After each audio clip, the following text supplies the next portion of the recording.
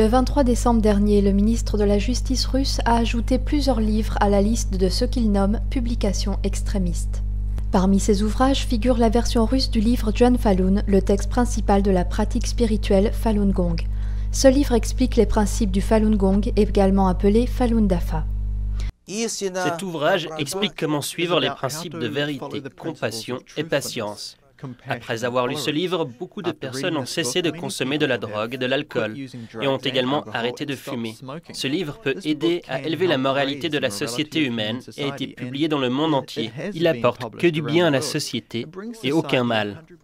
Cet ouvrage est-il une publication extrémiste? C'est ce qu'ont décidé les tribunaux russes lors d'un débat secret et la décision a permis au ministre de la Justice de l'ajouter à la liste extrémiste. Figurer sur cette liste signifie que quiconque surpris en train de le vendre ou de le posséder peut être sanctionné. L'association russe du Falun Dafa déclare que cette action suit le modèle de la discrimination, portant atteinte aux droits de l'homme à l'encontre des pratiquants du Falun Gong en Russie.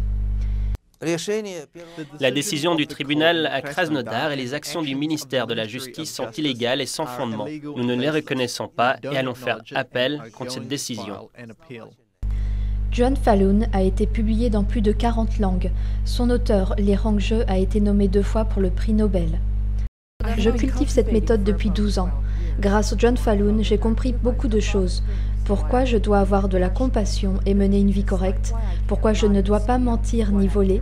Pourquoi je ne dois pas rendre l'appareil lorsqu'on me frappe ou qu'on m'insulte? Pourquoi je dois regarder à l'intérieur de moi à l'occasion d'un conflit? Et pourquoi je ne devrais pas critiquer les autres? J'ai beaucoup bénéficié physiquement de la pratique du Falun Gong. Aujourd'hui, j'ai pratiquement oublié toutes les maladies dont j'ai souffert. L'avocat Mikhail Sinitsyn aide les pratiquants du Falun Gong à résoudre les problèmes concernant la violation de leurs droits.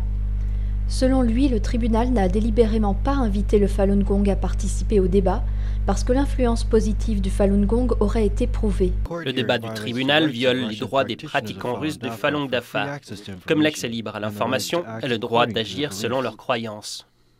Mikhail Sinitsyn déclare que ni le bureau du procureur ni le ministère de la Justice ne s'est plaint directement contre le Falun Gong pour justifier l'ajout sur cette liste noire.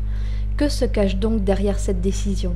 L'association du Falun Dafa affirme qu'originellement ce n'est pas le gouvernement russe, mais plutôt le Parti communiste chinois qui persécute sévèrement le groupe spirituel en Chine depuis 1999. Durant les 4 dernières années, le régime communiste chinois a propagé des calomnies à propos du Falun Gong en Russie et exporte sa persécution au-delà de son territoire, tentant de gagner le gouvernement russe avec des bénéfices économiques et du commerce. Malheureusement, les autorités russes ont accepté ces diffamations et ces mensonges et ont contribué à les propager. Un rapport d'enquête établi par les Canadiens David Kilgour et David Matas a également été ajouté à la liste des publications extrémistes en Russie. C'est pourquoi je pense que la décision du tribunal et les actions du ministère de la Justice mettent sens dessus dessous les principes du bien et du mal. Pensez-y, si la société ne peut distinguer le bien du mal, elle sera en grand danger. Je pense que le régime communiste chinois va bientôt s'effondrer, tout comme le Parti communiste de l'Union soviétique a fini. Je ne souhaite pas que le gouvernement russe soit complice des crimes du PCC. Je souhaite le bien-être et un bon avenir pour la nation russe.